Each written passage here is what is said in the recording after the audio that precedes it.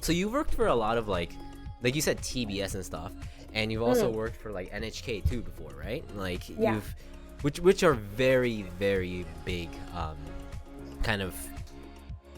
They're very big broadcasting companies here. How do you deal with that kind of pressure when you go in for these jobs? Is it like a one-shot thing? Does it last a while? Like, do you have like something that you do to kind of like calm yourself down in these situations? Well, that's a good question. I'm usually pretty good in terms of nerves. I don't tend to get too nervous most of the time. There have been a couple of times, like for auditions, where I get really worked up and stressed out. But generally, for the actual job, I'm pretty relaxed when we start. I think maybe the main thing is just to have confidence in your ability. So providing that you're not doing something that's super new to you, I think it's easy for me to kind of stay calm if I know that I have this skill.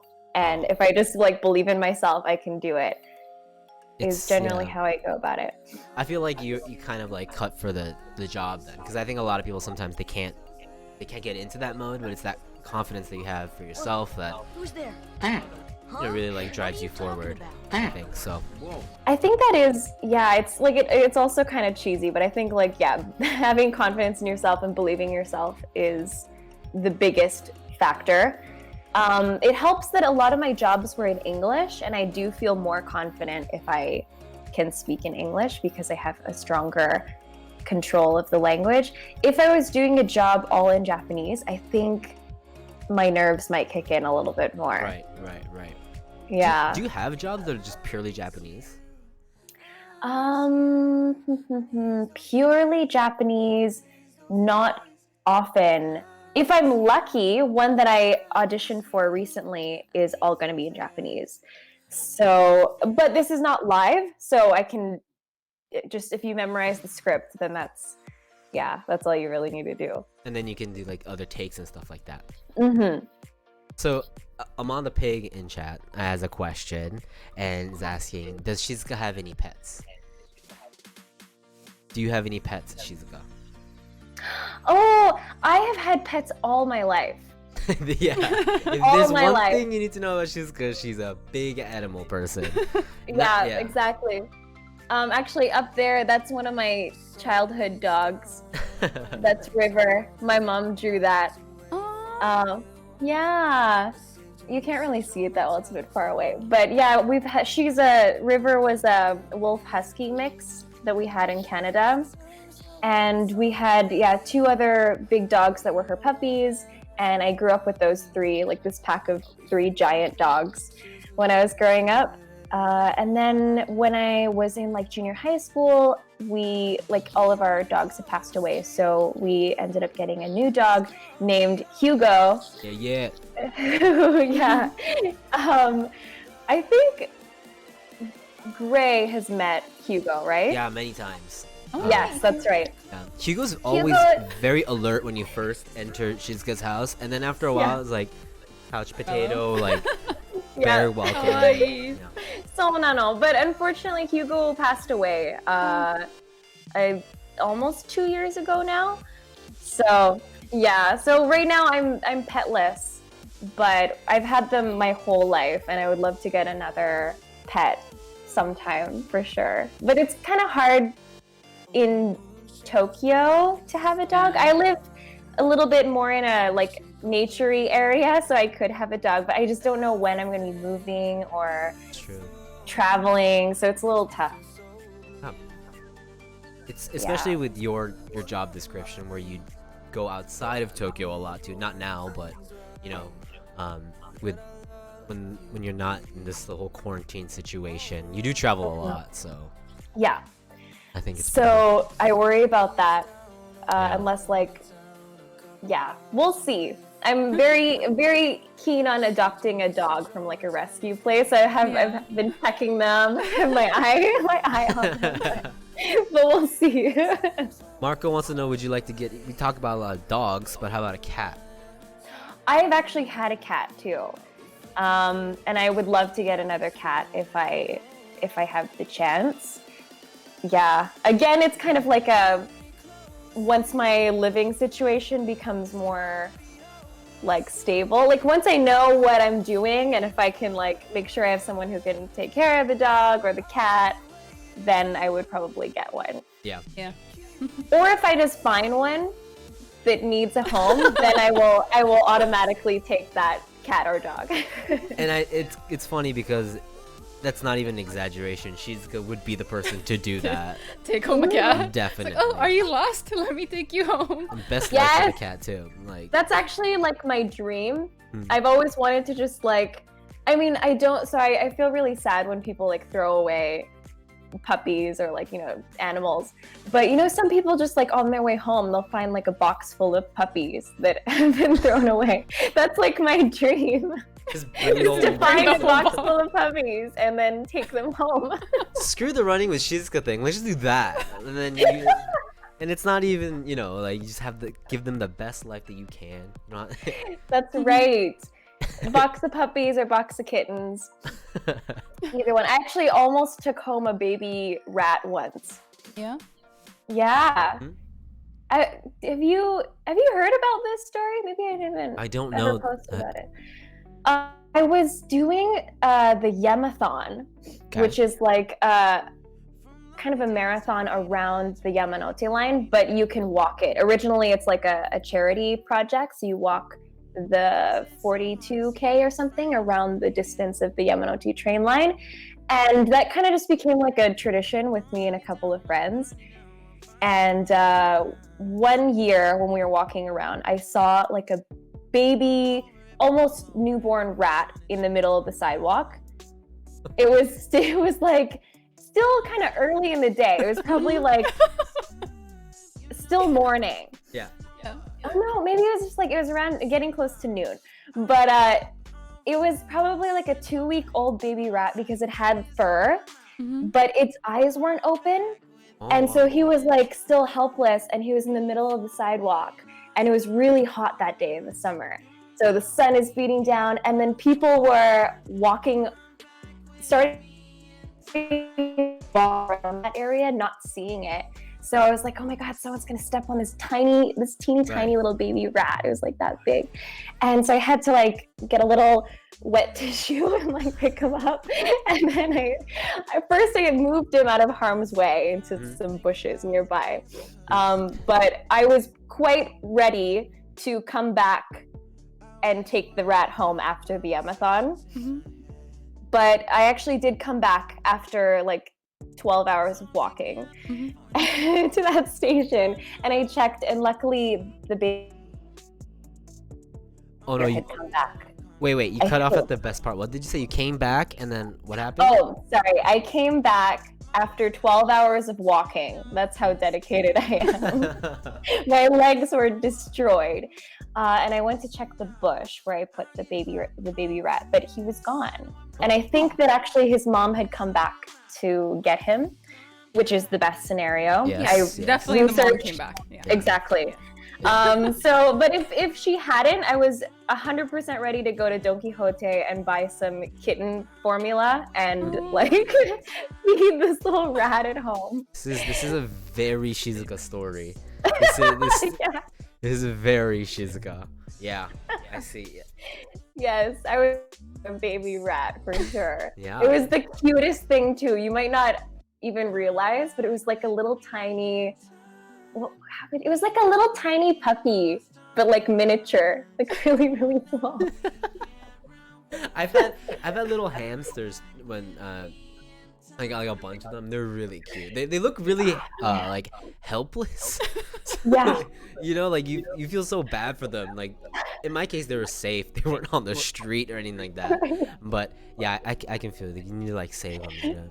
Yeah, no, it was the cutest thing. I think because he had fur too, so he didn't look like a bald weirdo. It was like Bald weirdo. Yeah, furry, but his eyes were closed. Bald weirdo. think we're gonna have to name this episode of Feels Bald Cozy Weirdo. Bold Weirdo with Shizuka Anderson. That'll get a lot of people clicking. Who's the bald weirdo? So Crows in chat wants to know, would you have a pet crow?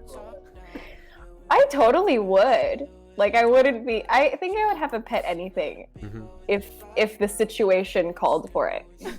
Like, if I needed to rescue a crow, I would probably keep the pet crow. Go to Don Quixote, Get cat formula. get cat formula. I don't think crows drink cat formula. I don't think so either. Okay, so I have a question about just like your work and your relationship to the internet, like the crowd. But do you get? Are you? How should I put this? Like, do you get creepy DMs? You get that stuff? Is that something that you have to deal with on a day-to-day? How do you deal with that if you do? Oh, I totally do. What's the probably- craziest thing you've gotten? What is the craziest thing? Oh man, I've got a really wide array of things that just made me go, Yeah. what? Some people have asked for armpit photos. Oh, Okay. okay. Yeah. Okay. Some people have complimented my armpits, which is That's nice. yeah. I early on during the Max Capo video days, there was somebody who really liked my neck. Okay. That was probably the start of the like eyebrow raising. Like, that's a little weird. And almost every video, this person would show up and be like, just say something about my neck. Some would be like really long descriptions of it, like you're writing a book or something. An Like a essay. paragraph about like how beautiful my neck is. Okay. But this person didn't cross the line to the point of like saying actually creepy things that they want to do to me or anything. But it was That's like good. it was just fixating on my neck. It was an So, observation. It was Yes. Yeah, or like saying things like, "I love it when you throw your head back and laugh because I can see your neck." Okay. It's very interesting that that doesn't cross the line for you. I think, Well, yeah, some people have said straight up worse things. right. Like over sexual things. And those people get ignored. So Right. send me something like that. Don't expect a response. Wait, did the neck guy get a response? Now. I wanna know. No, I don't Okay, like to okay. encourage. I don't like to encourage those comments too much. That's I think that's very fair. Quietly observe. I've gotten like the occasional feet DMs. Like, Yeah. can I have pictures of your feet, or can you sell me your socks or underwear Yeah. that you streamed in? Yeah, I've gotten those. I But get I've never gotten armpit or neck compliment. yeah, I get very rude requests, but they're here right now, so they're not even in the DMs. They're just right here. So They're very open about it. a very prominent member of the Blluist Oh yeah, fan. no, someone wanted to buy our poop once. Oh yeah, Yeah. that was interesting. Why? Yeah. Did they Interesting, yeah. explain what the appeal or what they're going to use that for? No, they just wanted to buy poop. Yeah. It was very interesting. Yeah. Welcome to the internet. Welcome to the internet. Yeah, that's the internet for you. That's for sure. Wow. Yeah, I wish I could remember all the. Oh, and also if you want to see creepy comments, you just have to go to the Best Ever Food Review Show channel. Okay. Any of the videos that I'm in, 90% of the comments are about me, I swear. It's pretty intense, and there's a lot of comments, and people are saying all manner of everything. So, yeah, they're kind of entertaining to read, but then at some point you're just like, no, I think it's better to just leave these alone. Do you actually go through all the comments on those videos if you're in a specific video? It depends. If it's a smaller video, then yeah, I might spend time looking at it a little bit. But definitely those bigger videos with like a lot of viewers, there's no end to the comments. So I might look a little bit, just see the general response, and then I try to leave it alone. If you read them too much, the weird thing about like videos for me though is like people make a lot of comments about how I look. Like that's like probably the majority of the comments, and that was even the same since the days when I had started making videos with Max. It was primarily like she doesn't look Japanese, or sorry, she doesn't look Canadian, or she looks fully Japanese. Everything is really appearance related, so I think that that's not really healthy to be reading so much. So I think my advice would be, if you are in YouTube videos, don't dwell on the comments. Maybe check it out a little bit, but kind of move on if there's anything. See how it's doing, but take a glance, see if that. Sometimes you can learn something from it, like something you should improve, but for the most part, I think don't worry about it too much. Oh, hey, Max is in the Max chat. is in chat. What's up, Max? So Hamatanko has a question. It says, what was your favorite food that you tried when you were filming Best of Food review show? Do you have one? Favorite food? Yeah, something your favorite food when you were on that show. Appreciate the stream. Looks are cool, but well, on that show, unfortunately, we ate a lot of really weird foods. Really weird food? Really weird foods. That was the main purpose of the trip, actually, just to find the most random, obscure foods in the country. And most of them were really not amazing. Most of them. But what was pretty good was, I had never actually eaten it before, but raw chicken. This is a raw chicken. I mean, this is one that's common in Japan. Yeah. Other foods were not so common, like, for example, isopods. Oh, okay.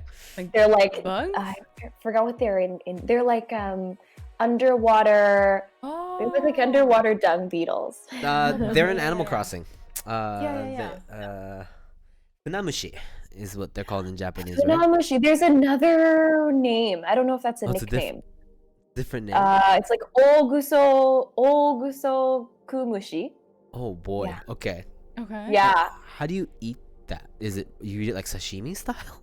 No, this is really uncommon to eat in Japan. I think it was primarily just this local fisherman who It's just one dude that's eating it like this. Okay. And there's some like specialty restaurants in Tokyo that focus on strange cuisine. And I think that there's one restaurant that serves it. But this particular fisherman would cook the isopods in the exhaust pipe of his ship.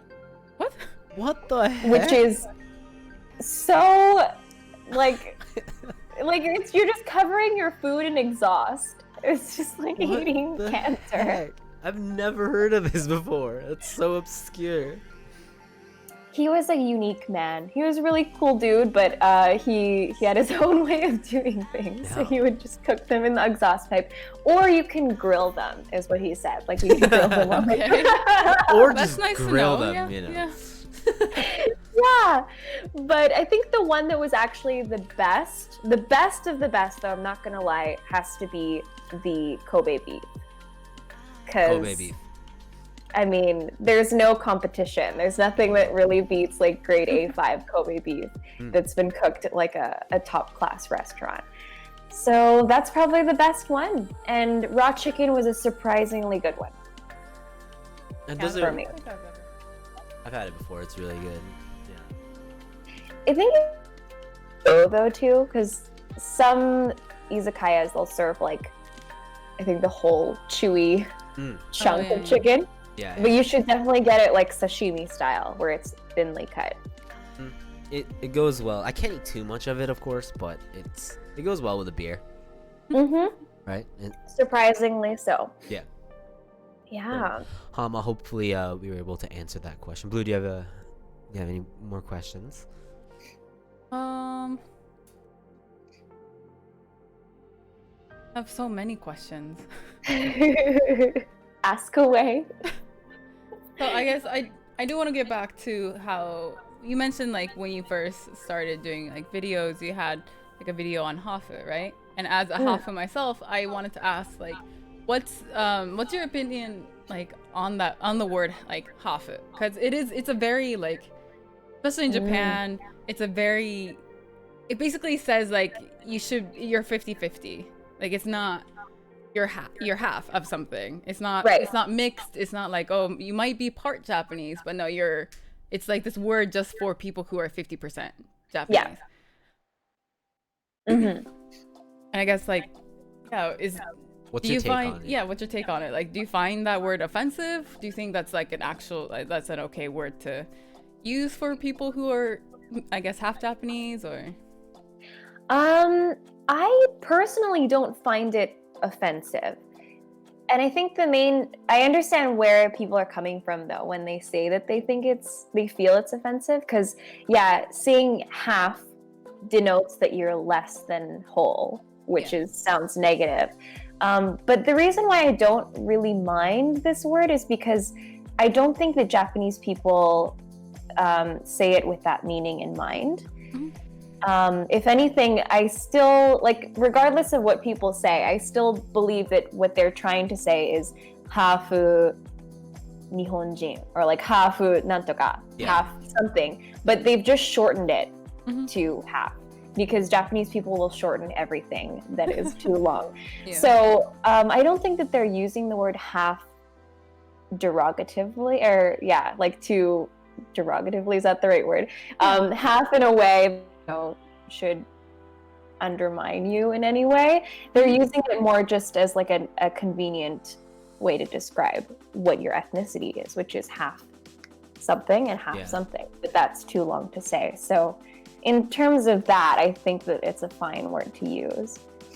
And it's also I was actually really surprised that it was taken in like a negative light almost, because but it makes sense why, because I'm not Hafu, so I don't know, but my image of that word was it's always put in a positive light almost, like when it comes to like how somebody looks visually, it almost kind of like has this connotation that you look like a mix in a good way almost, like it was never really seen as like a negative thing growing up.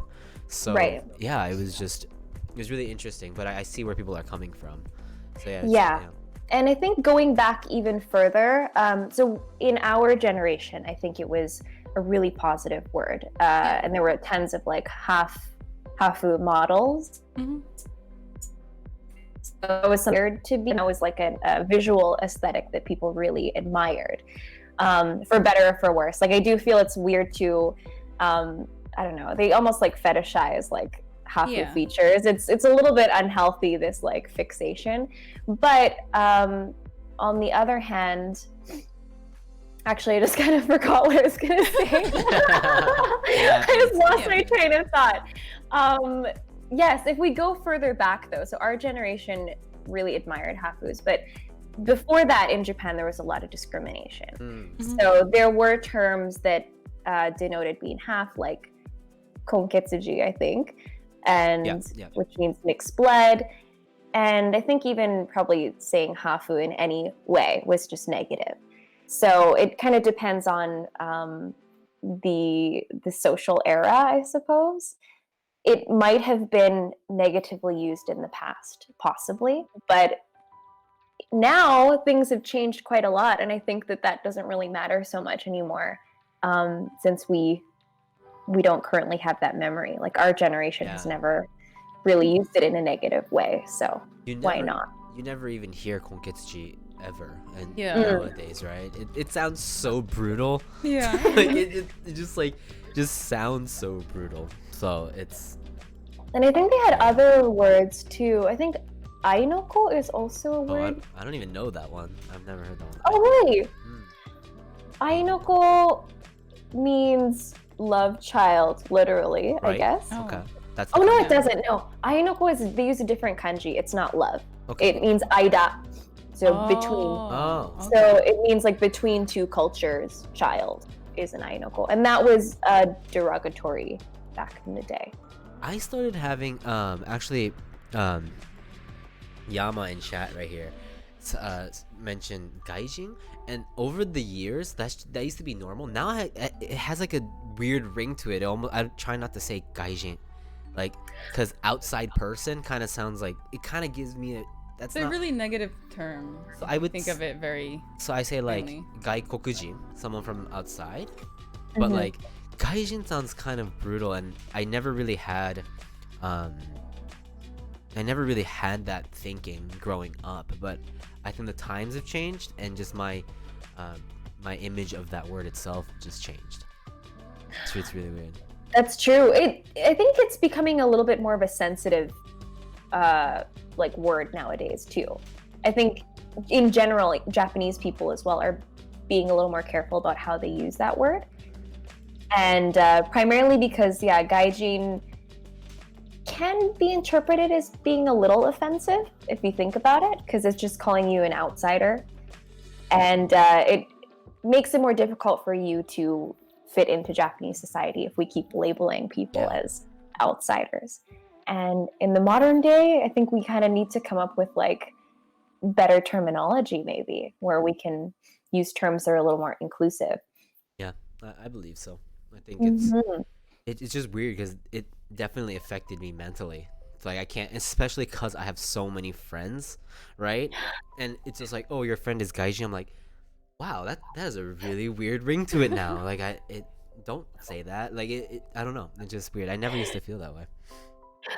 Yeah, it's true. Like I didn't used to have the same feeling for it either, but nowadays, just more dialogue about like life as a non-Japanese person.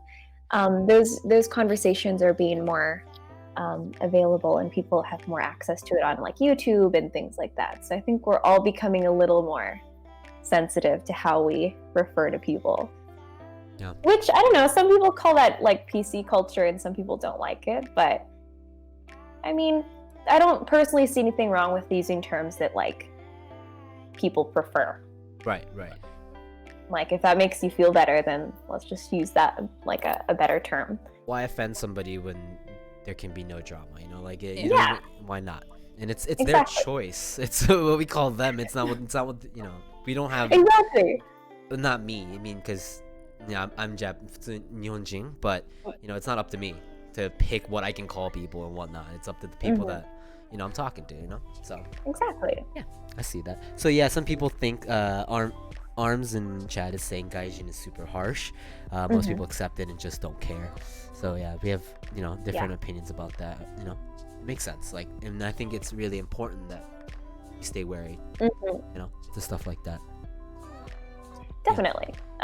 Like, I wouldn't go. I mean, I think it's up to individual opinion whether you take it offensively or not. I think most people don't say it with the intention of being offensive, so you don't need to take offense if someone uses it. But I mean, just to be aware of how people could take it when you use it is important. Yeah. Do you have like, because you're kind of like all over the place, right? You've been on so many shows, did all different kinds of jobs, right? MC jobs, presenter jobs for YouTube videos, hosts. Is there one in particular that it could be your favorite? I don't know if it's a good thing to kind of put a thing on ranking, but something that was most memorable for you out of all the jobs that you've done? Oh, that's a tough one. I really have done like a huge variety of things, which I feel really blessed to have been able to do.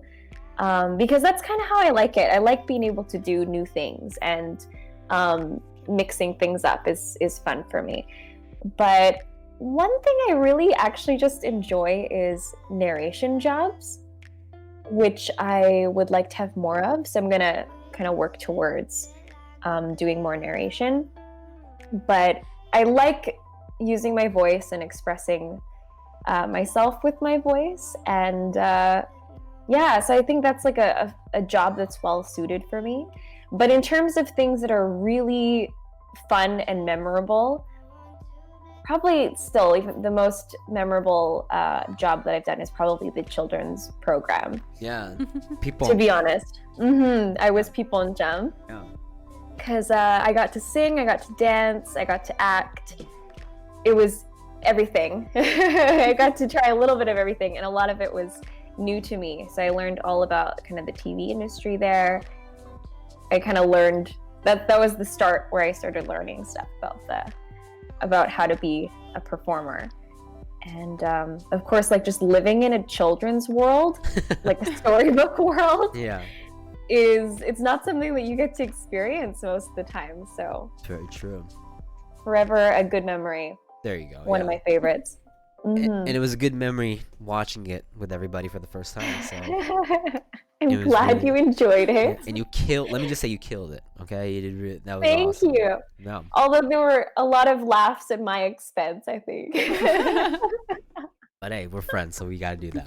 It's true. Yeah, I think that's really cool. Someone's asking, and I think this is a good question. So, how do you end? Because it's not your jobs don't really spread from, let's say, your YouTube channel or something like that. How do you get all these jobs to host for a lot of these food shows and all these Japan culture YouTube channels? Where does that come in from? Do you just have friends everywhere? Is it connections? Is it because you said auditions, which is like for shows and stuff, which is kind of new for us. Like how do you get that kind of information? Yeah. Oh, that's a good question. For the YouTube stuff, that was all very much like just by chance. Like it started out just, making a few videos with Max.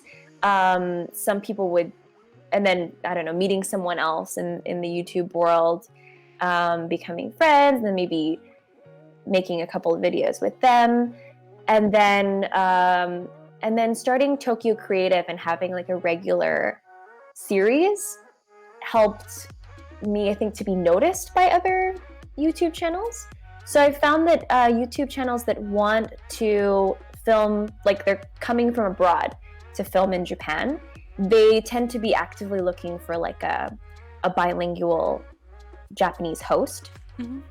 And I think I don't know how they find me, but I think they hop onto YouTube and like they search something about Tokyo or Japan, and I luckily appear in a lot of those searches. Maybe. Yeah. Can confirm this. Can confirm this. Yes. Yeah. So I think that's how some people reach out to me.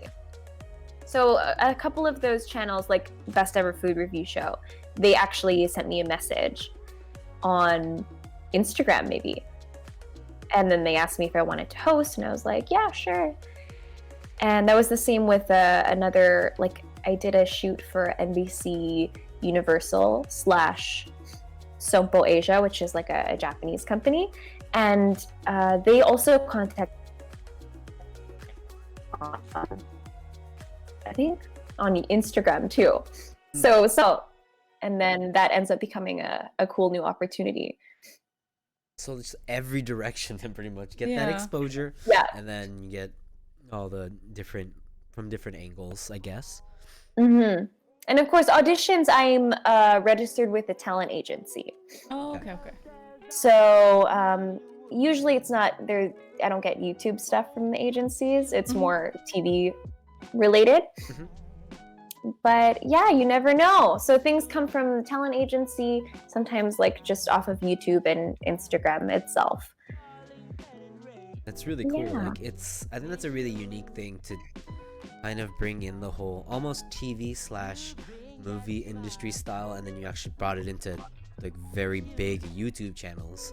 So it's like a really interesting crossover. I don't really know people like personally that did that, I guess, or doing that. So it's pretty cool. Actually, yeah, I guess that's not super common, is it? Anymore, not anymore. Yeah, it's everyone kind of like starts their channel and then they get work from that, for the people that we know, at least. I'm sure there's people out there, but you're like the outlier for us. It's really interesting hearing your stories because it's so different from what we experience and what we know and our friends. So it's really cool. Interesting. Yeah, I didn't realize I'm the only frame of reference for myself. Yeah. So this is cool to be able to talk about this. I love how oblivious you are, like to the whole like situation. Like, it's not normal that you're getting like 1,000 likes on Instagram. Okay, that's not normal. Okay, that's. I feel really really lucky though, to be honest. Like a lot of this was just by chance. And I still do believe that like even in the entertainment industry, of course talent is necessary, but most of it is luck, I feel like.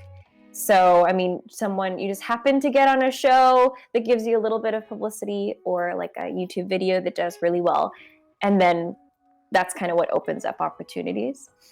So I feel like it's been a lot of luck.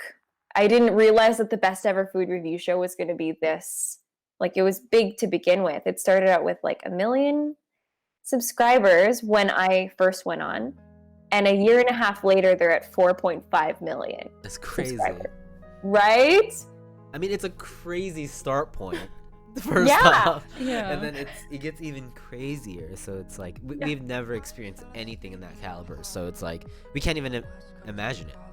Quite literally. Like it must be like a whole nother world. I mean, I just appeared in some of the videos, so I can't say that I really grasp it either, but I am really grateful for the opportunity and like the exposure that otherwise. Yeah. Actually, Paco has a interesting question kind of related to that. Are there any downsides now that there's got to be a moment, right, where you feel, oh, this wouldn't have happened to me if I had all my socials private, like I wasn't a public figure. Now that you are a public figure in some sense, are there any downsides to that? Downsides. At the moment, not so much. I can't say that I've really felt anything, like nothing bad has happened to me because of this. But I guess the one downside is like you kind of need to be a little bit wary when you go out in public, I suppose. Most of the time, it's very rare for people to like recognize me out on the street. But I mean, partially because Tokyo is like such a dense city. I don't know how anyone would be able to notice me walking by. There have been like moments where I would meet friends in a group and be introduced to new friends, and often they're like, oh, I've seen you on something. It's wrong. It could be anything. But I think I have to feel a little wary that if I go outside, I shouldn't look like total crap. Total crap. Okay. No more days of what? Sweatpants? Yeah, I mean, I don't normally go outside in sweatpants, so I guess that's okay. But I mean, like, sometimes I leave the house without makeup or like, just not ready for anybody to see me that day. If someone were to see me at that moment, I would feel, like this isn't great. This isn't how people should meet me. So you kind of have that. Someone just randomly recognizing me. By the way, not being able to leave. So I think not being able to leave the house without sweatpants, that definitely is a downside, because I do that a lot. Yeah. We do that a lot. And imagine not being able to do that. That's the one good thing about like streaming and stuff, is we don't have, we're not put up to a pedestal. I stream with my sweatpants all day, so it doesn't even matter. It's fine. That's true. Like, you probably wouldn't mind though if you were out in sweatpants, someone recognized you, right? It's like, oh, it's gray. Then that no like starstruck moment. Oh, hey, it's like, oh, look, it's them. Yeah. And that's how I wanted it to be. That's good. I think that's the cool thing about streaming, is like you can be so casual, and that's what people expect from you. So that's nice. But I'm more used to like doing work where I have to like have my makeup and then dress up a bit. Like be ready to have the whole world see you. You never know who's gonna be watching. Running with you, running at you. Yeah, I wonder how that running stream will go. Imagine just having like a full face of makeup and like hair and going running. Then you sweat. And... That wouldn't last for so long. So I have two last questions, if we can ask, because we've been doing, it's about an hour. That's about when we normally do these, and I just have two really cool questions that I've been keeping until the end. So you host a lot of stuff, right? People can find you all over the internet, pretty much. If you type in anything Japanese related, they'll find you. But you do have a YouTube channel, but the last video you posted was probably like 3 years ago or something on that personal channel, right? do you feel like you in the future you want to kind of make personal videos about maybe like your daily life, or maybe like very Shizuka eccentric content more than maybe like for somebody else? Is that something that you're thinking of doing as a content creator in the future? Yes. I'm definitely thinking of making some of my own content in the very near future, especially because right now we have so much home time. So I would like to make use of this time and film some videos. But yeah, the tricky thing is I never quite know what I want to make. And it is a little tricky doing stuff on your own too. Like it's you're almost guaranteed a fun video if you can banter with somebody. But in my case, like if I were just to make some at home, it would just be me. And I'm not sure yet 100% what I want to share, but I might just do easy little things where I don't know, recommend like convenience store foods of the month or something like that. Because I love eating, as everybody knows. So that's something I would enjoy, like going to the convenience store and finding like the new ice creams that are available, because they always keep changing things up. So I think I might, like, don't have high expectations, but I will post little tidbits of things like that. That's really and maybe cool. bits of my life. We'll see.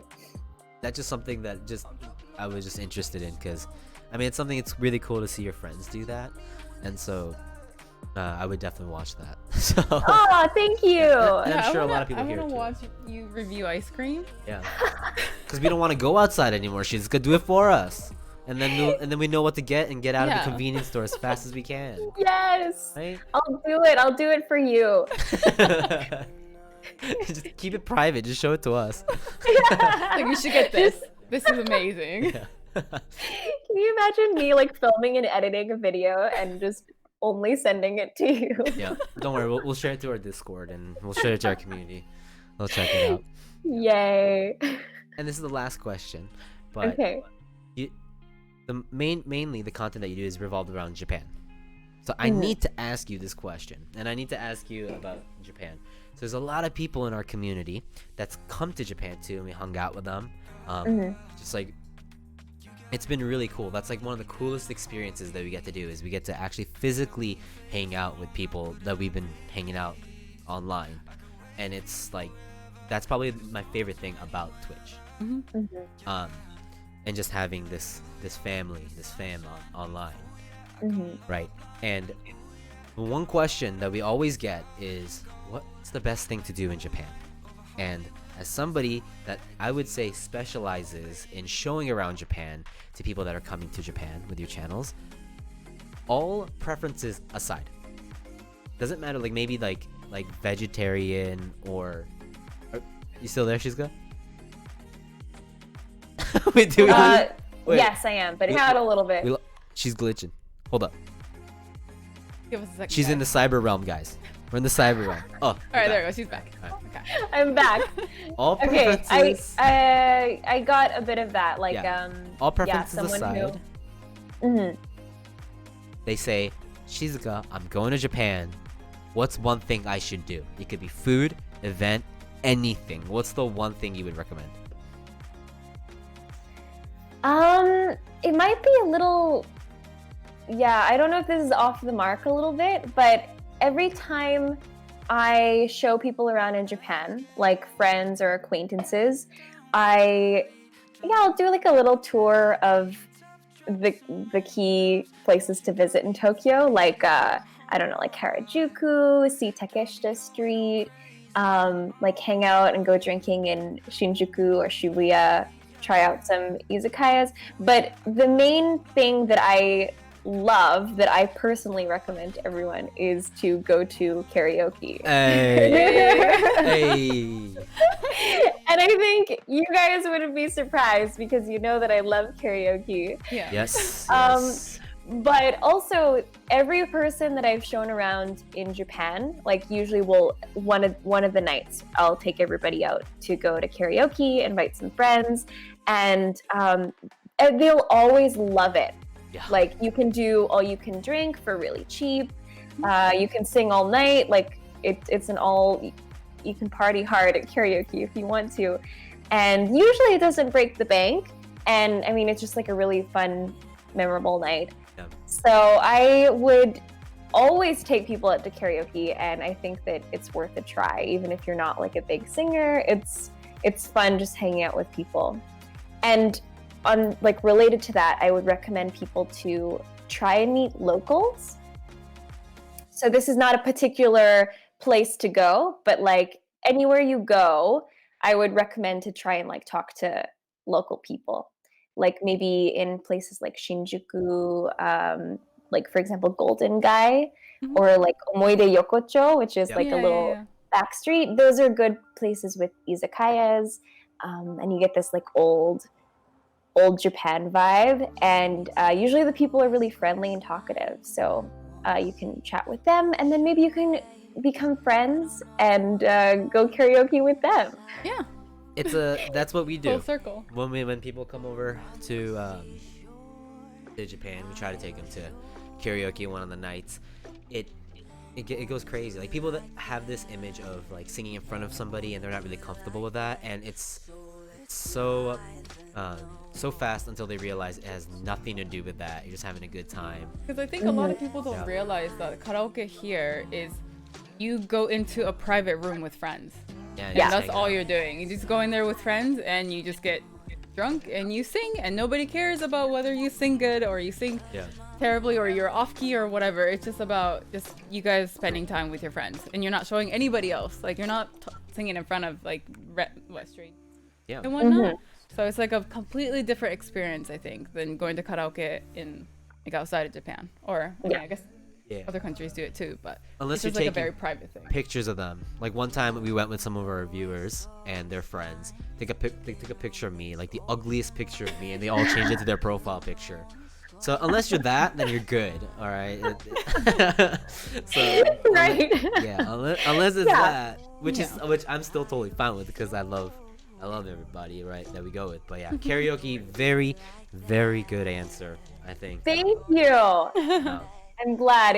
I'm a little worried that people are gonna start asking me for more specific places to go like eat and stuff. If you do, basically, if you do start streaming in it, you know, if that's something that you're interested in, get ready for endless questions. Like that. Even because we just live in Japan, but you kind of specialize in that content, so I would, they're all really nice people. They're all really curious. It's really cool to see people that are curious in Japan. I always thought that was really cool. Yes, I love it when people take interest in Japan, and there's so many people who want to come travel here, and so many people who come visit here and then want to come back again. There's so much stuff to do here.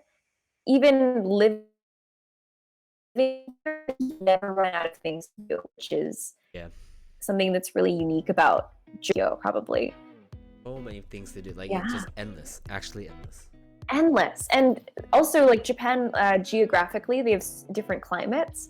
So like Hokkaido, you could go skiing or snowboarding in the winter, and then you could go south to Okinawa and like go to a beach on a tropical island. Like you could do a little bit of everything. City life, country life. So if you have the time, I would recommend to try all of that. The different climates. Out. Japan, or just Japan in general. I guess, Shizuka, thank you so much for doing this. Thank you so much for doing this. Yeah. It was nice to my have you here. pleasure. Yeah, thank you so much. Hopefully we can get you on again sometime. Yeah, we would love to. I would love that. Yeah, and we'll be linking everybody, the YouTube and the Instagram and the chat after this. So stick around. We'll be on, Blue and I will be on for a little bit. But yeah, we're going to be... thank you so much. Like it's so weird having a friend on. I'll literally see you around. I'll see you soon. Yeah. We go to dinner and whatnot too. So it's just, I'll see you in a bit. A Zoom call or something. All right, thank you so much, you guys. Thank you. All right, Thank everyone you. say bye. Bye. Thank you everyone for tuning in.